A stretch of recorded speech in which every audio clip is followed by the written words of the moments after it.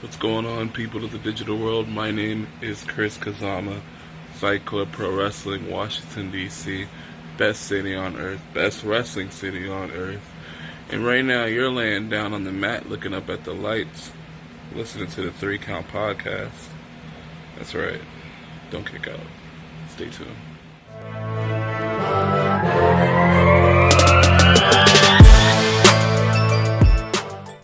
Ladies and gentlemen, boys and girls, my name is Chaz Evans, and you are listening to the 3 Count Podcast presents Now Entering the Ring, Chris Kazama! Yeah, this is about as tame as I'll ever get to wave into a void camera. Ladies and gentlemen, my name is Chaz Evans, and you're listening to the 3 Count Podcast presents Now Entering the Ring. Let's go down the roster. Introducing first, weighing in at 225 pounds, he hails from Scottsbluff, Arizona. He is the Red Dog. He is my partner in crime. He is the man that runs this show because, well, I'm black. Ladies and gentlemen, Cliff Red Dog Miller. All right, new catchphrase. Yeah, that's it. That's my catchphrase. Sorry, guys. And introducing second, he is the 42-time African-American Negro spiritual, headband wearing, hide your kids, hide your wife, slap your mama because the fried chicken tastes like crack. He put himself over again because he books himself that way. He is Chris Idol. I have one exception to that intro this week. The one time you mentioned me wearing a bandana, I'm actually wearing a do-rag. Bitch. Oh. And introducing last, the man that's on this show only because he's my little brother and he's been quarantined with me because, hey, they canceled school. He only watches YouTube videos, and that means Wrestle Talk and Walt Culture. So, ladies and gentlemen, introducing Napster, Little JJ. Oh, wait. Stop. You know what? I'm going to take it over. I'm not Little JJ anymore. I'm now legal, so it's JJ. But anyway, I'd like to thank the sidewalks for keeping me off the street. You know, it's deadly out there. Times are tough. Wash your hands, because, you know, dirty bastards. I just have to say, man, it's incredible that you went 0 for 3 in intros today. Like, I've never seen this before. I don't know. I don't know what's going on. Scottsbluff, Arizona. No, first of all, Scottsbluff, Nebraska. Like that's Yeah. I don't know what's going on with me today. It's Friday. Maybe that's it. Okay, I'm gonna stop. I'm never gonna sing that. Don't ever do that again. I'm sorry. Don't ever do that. I'm sorry. All right. Anyway, let's get back to why we're here, ladies and gentlemen. Chris Kazama is on the 3 Count, ladies and gentlemen. Oh, is that like you to say something? I don't have anything witty to say. I don't have any canned jokes here. I'm just workshopping material. Oh, man. What's up, man? Not much. I'm here with my 4 dogs on the couch. I just got through playing Madden. And that's actually what was the reason the connection took so long, is because I had to figure out where my headset was because I threw it earlier.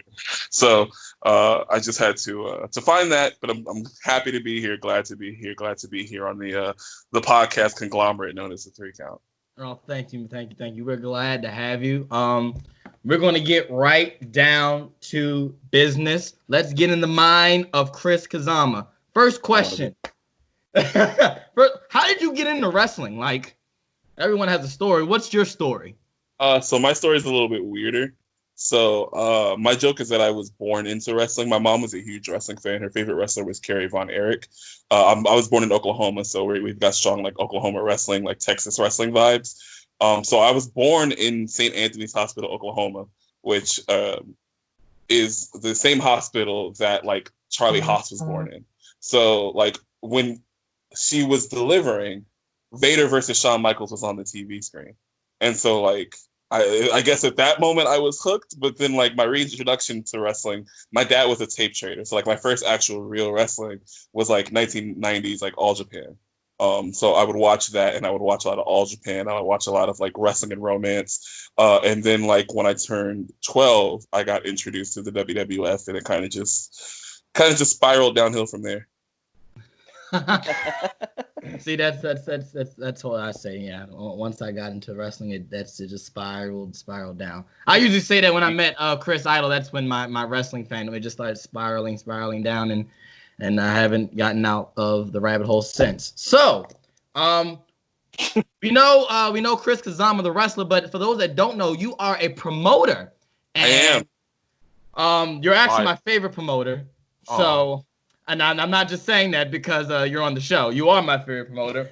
And I want to know, how did Fight Club Pro Wrestling come to be? So we Jonathan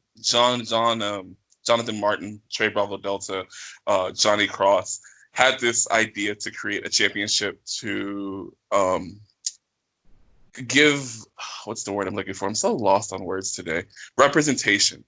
For kids that looked like us growing up. There wasn't a lot of like wrestlers that we could latch onto. There was the racially ambiguous Rock. There was D'Lo Brown. There was the smattering of guys that looked like us, but there weren't like real top people that really looked like us. So he had this idea on the independent level. It's like, look, we can try to make a difference here and make something that represents us.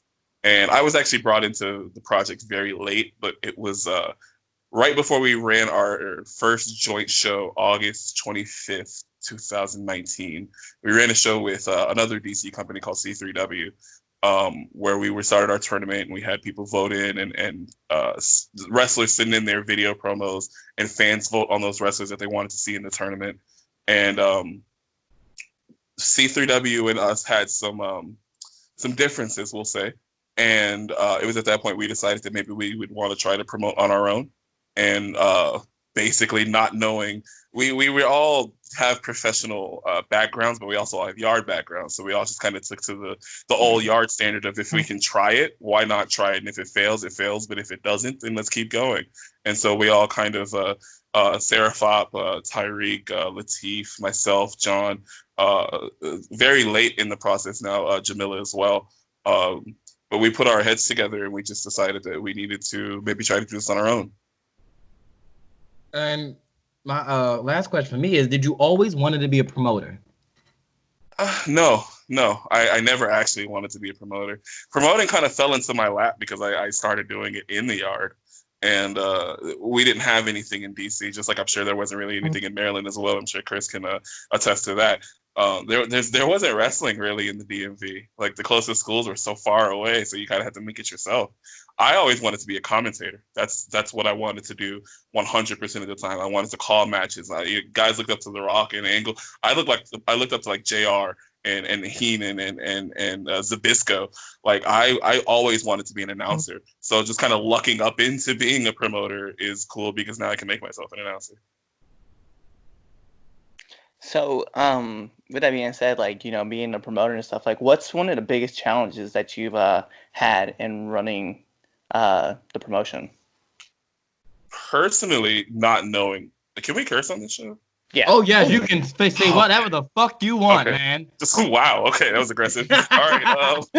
Yeah, it's just, for me, generally just not knowing what the fuck I was doing, which I think is the benefit to me. Like, I've booked on like a yard level, and I've booked on like this like median yard level where we all kind of came together and did some pretty cool stuff, but not on the level where like people would pay attention.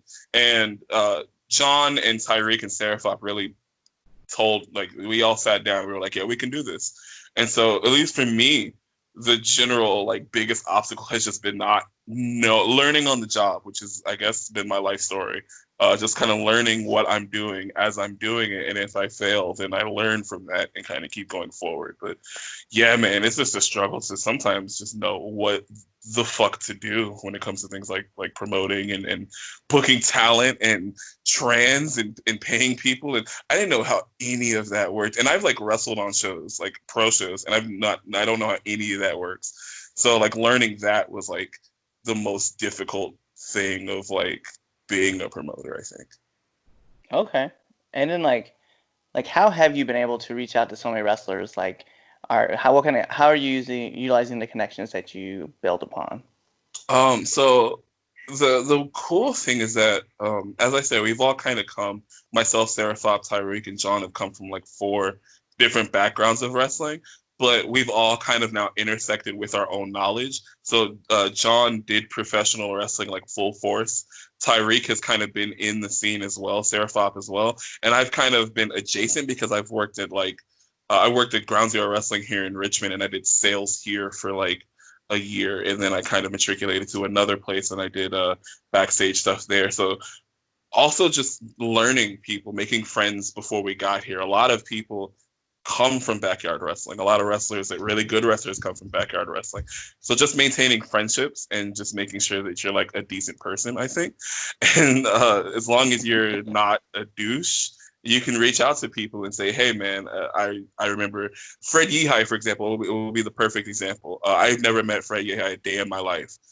But we have known each other for going on 10 years now because we always would watch each other's backyard wrestling shows.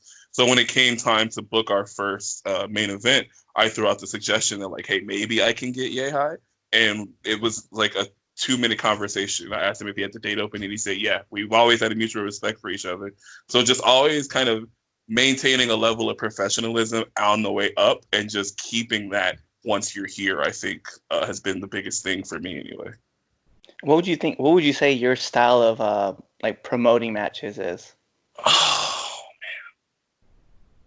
man, it really depends because I John really likes to tell stories in the ring, and I've bought into that philosophy of we're going to be the Fed that we book the best matches, but we're also going to entertain you as well as like physically entertain you. We're going to entertain your eyes. We're going to entertain your minds, entertain your kids, because at the end of the day, this is for kids. So my style is kind of like the rebellious style of anything goes in wrestling. I'm a big purveyor of wrestling being an art form. There's nothing concrete in wrestling, that anything can evolve as long as it's told properly and as long as it makes sense. So I've always decided to take the route of believing in, if I can make the goofiest match possible, if that goofy match has the right people in it and the right stakes, and we can make people the right invested as the match is coming, then the match will be great and people will have fun and they'll remember it. So I'm always, at least for booking and promoting shows, it's always, we're going to just have the most fun you can possibly have. I don't even care if the wrestling is good, honestly. Like, we just lucked into being able to get access to a bunch of really dope wrestlers. But as long as people come into our show and like, hey, we paid $20 and this was the best 2.5 or 3 or however long, if this is the best time I've had for my money, then it's mission accomplished for me. Okay. So, Chaz burned all of my questions because I wasn't informed that we weren't allowed to talk about you as a wrestler. I mean, we can if you want to. I don't care. Didn't say we weren't allowed. Pause. I didn't say that. You're not gonna bury me today. Strongly implied it. I sent in my questions, and he said he's not a wrestler. He's a promoter. So I said, "Oh, well, excuse me. I didn't know we weren't allowed to talk about his wrestling." I didn't. I say that. I play the fifth. Listen, I don't care. Whatever you guys want to get into, I'm down to get into. So, okay, cool. So now that we squared that away, I want to know, my first question, what's the hardest you've ever been hit inside of a wrestling ring? Oh boy, the hardest I've ever been hit inside of a wrestling ring. I remember once, actually, I remember vividly now. Bobby Knowles gave me like a shoulder tackle. And I'm, me on my side, so I'm pretty intimidating. And so I don't know if Bobby Knowles was just trying to establish that he's still the top dog in Baltimore, but I wanted him to know that there was no competition. I wasn't gunning for that spot. I'm not built for that life. But he still like went as into me as if we were playing football and it was between me and the Super Bowl, and I was standing right in between him and glory and holding Lombardi's trophy. And so he plastered into me. And once I woke up and saw my body, like it was like an out of body experience because I like looked up to me. It's like, oh, that's how it is to get hit really hard in this wrestling thing. Like maybe I should like not do that anymore. And so like I got up and then we did this thing because also like immediately after him and Metal were gonna try to lift me up and like flip me over the top rope to eliminate me from like this pre-rumble bullshit. I was getting into some really bad booking things because there was some really situations that we were just not have been put in. But yeah, it was just like I got knocked senseless and like tasteless, and then I had to like take this over the top rope bump, and I hated every bit of it, and I don't like to talk about it. So this will be the last time we do it. Oh man. Okay, my last question is, if you could go back in time and change one thing that you did throughout your entire wrestling journey, what would it be? Oh man. I've done a lot of things in my wrestling career. I think that's what I'm most notorious for, at least in our circle, is having my hand in a lot of pots, and I've been called a lot of names. I think if I could change one thing, I would be like even douchier. Like I feel like I pulled up a little bit. Like especially as I got older, I felt like I was like, you know what, let me close it up. Like I feel like I really should have put my dick in a couple things. Like I really should have like really stubbed my toe in and really just like grinded it out and saw what would happen. Because any situation that I've gotten myself in, and I get myself into a lot of situations, but I'll generally find my way out one way or another. So I really feel like I should have just antagonized a lot more situations than I did, and felt like what happened. This is why I love him. I really should have put my dick in that United Wrestling situation. Like I felt like I really like lagged up a little bit, but I really should have like all that Bomber stuff when Bomber said that we couldn't book anything and that nobody would watch our products, and that once he left that nobody would do anything, and then suddenly we started getting hundreds of views on our videos and people started filling up that warehouse when we did it. But hey, it is neither here nor there. We're both divorced, so I guess we can't talk about failures. Mic drop. God. That was like Wow. That was like poetry in motion. Beautiful. Yeah, you definitely got to come back. We gotta have a podcast where Kazama just tells stories. Oh no. Listen, I'm down for that. I'm always down for a Kazama story. I'm always down. I'm always down. Alrighty, I guess it's my turn. Little old me. Alrighty. My first question would be, since we had Studio 22 on, could you tell us the story about the Landino Heat? I sure can. Disembodied voice that I can't see. Yeah, so there was a joke on Facebook where I can't remember what it was, but we were saying we equated Andino to Eddie Guerrero, and then Dwayne called him Andino Heat, and then Fred called him Landino Heat. So we started making all these memes. He had this he took this picture where he looked like a gawking duck with glasses on, and he was like facing up, and he's got these really chubby cheeks. He's got a fat face, and so he's like looking up, and his fat face was like meatball face was just like quacking up. So I took that and I put it on a Xanarans commercial, and so then we decided to like make it full blown. So the show was coming up, and Tyreek goes to our ring announcer and says, "Hey, can you announce him?" And Nilo's got this really intricate interest, and he did this really cool thing where he came out and he fought, and then he went back, and then he actually did his entrance, which is the coolest thing I'll ever say, but he'll never hear that from me, so fuck him. But after he did that, like, we told our ring announcer, like, hey, whatever you do, whatever ridiculous intro names that he likes to do, which is like 228.4 pounds or some dumb thing that he saw in Ring of Honor in 06. So after that, we wanted him to say, hey, call him Andino Heat.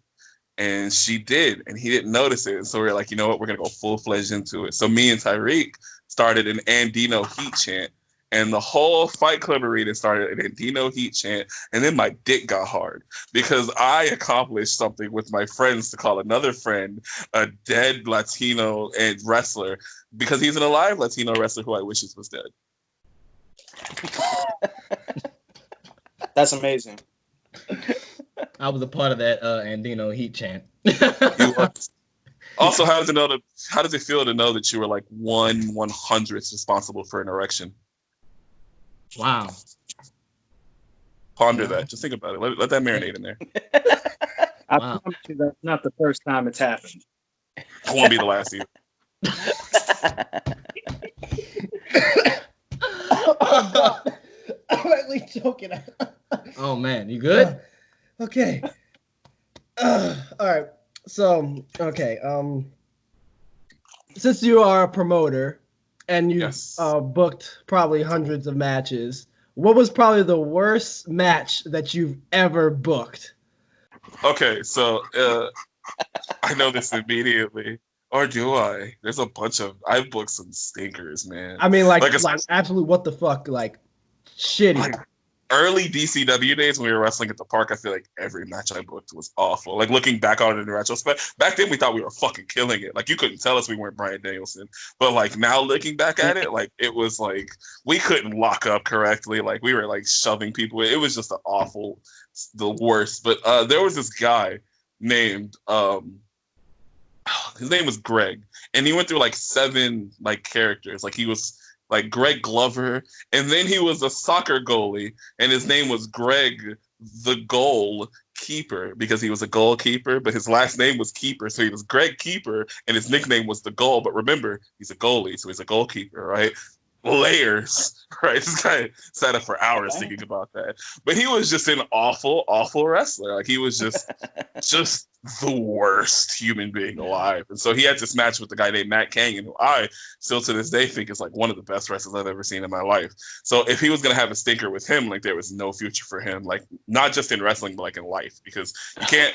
At some point, you just have to take the dots and connect them yourself. And if you can't connect the dots yourself, there's not much hope for you. So they had this like 7-minute match in the park, and Matt was doing all these cool things that like people who are fat and have titties shouldn't do. And he was just like busting them out. And Greg is like 6'4", like 300 pounds. And he's just like, if you took Caillou and you added like 50 pounds and like a beard that didn't connect and he was black, he looked just like that. Now imagine that trying to sell offense, but the only thing he would do is go, ugh.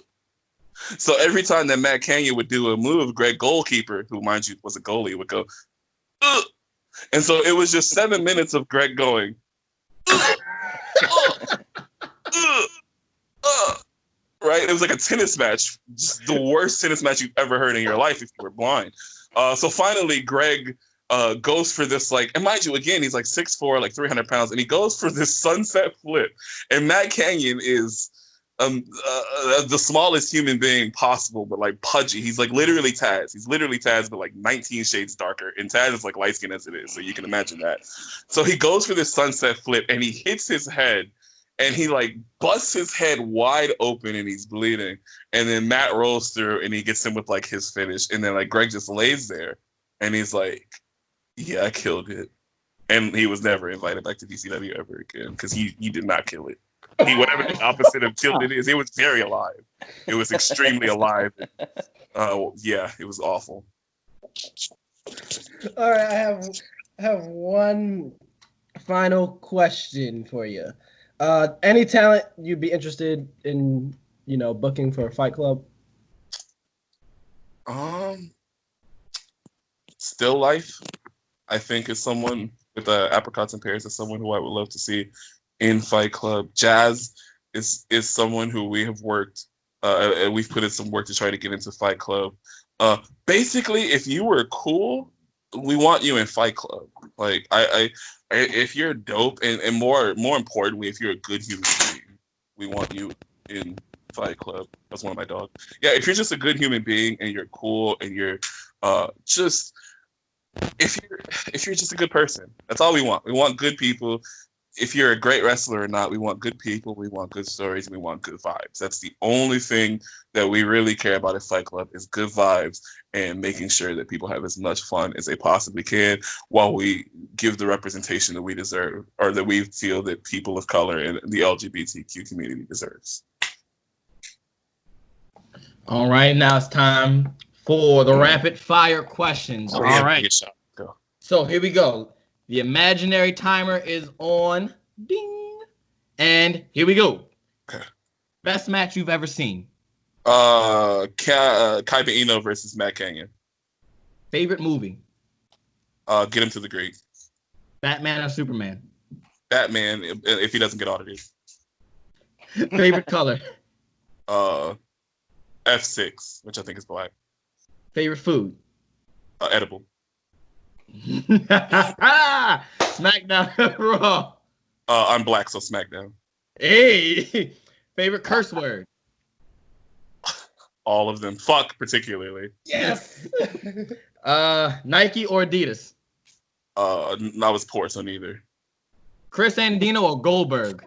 Oh boy. Can I just commit suicide? How about we have Goldberg versus Chris Andino at Super Showdown while it's 100 degrees outside, and hopefully Goldberg will drop Andino on his head.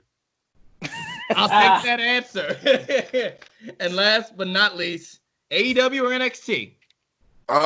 Right now, neither. I don't think either are pulling like an entertaining product out right now. I think the fans not being in either one of those products hurts that product the most. And if I'm going to be honest, if we're getting into like actual pro wrestling hot takes, like I don't think there's been a better show in the last 20 years than like current Raw and SmackDown. They're like hitting on every cylinder right now. Fuck the fans. Don't ever bring the fans back. They can have fans at pay-per-views, but like the weekly shows should always be no fans because this is awesome.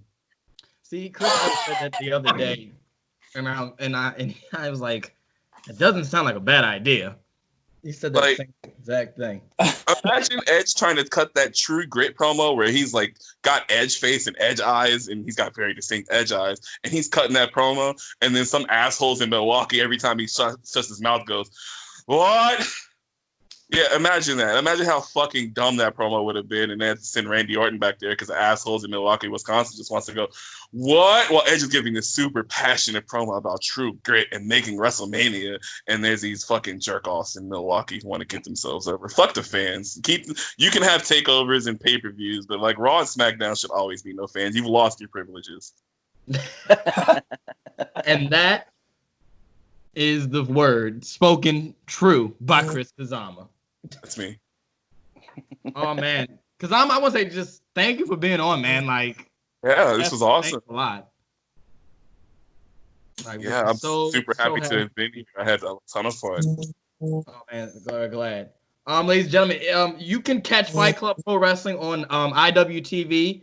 I think if you can still, I think the code is FIGHT. You can get a 5-day free trial. F1 GHT. Boom. It's 5-day free trial. So we have 5-day free trial of IWTV. Code F1GHT. And honestly, if you just DM me on Twitter, I'll give you like the Fight Club, like the company profile. If you could just watch our show 30 times, as a matter of fact, go to work and just loop our show for free. Dope. We could work something out. Boom, there it is, guys. Free hookup, ladies. If you can catch Fight Club on IWTV. Well, that's all the time we have today. My name is Chaz Evans, here with Chris Idol, here with JJ, Red Dog, and the man, the godfather of the DMV Wrestling. I'm getting that over, brother. So quickly. The godfather of DMV Wrestling, Chris Kazama. Good night. See you later, and we'll catch you guys next time. Hello, ladies and gentlemen, boys and girls. This is JJ, 1/4 of the 3 Count Podcast. Make sure that you follow us on all the social medias. Make sure you subscribe on all podcasting platforms. And make sure you share with all of your friends. JJ out.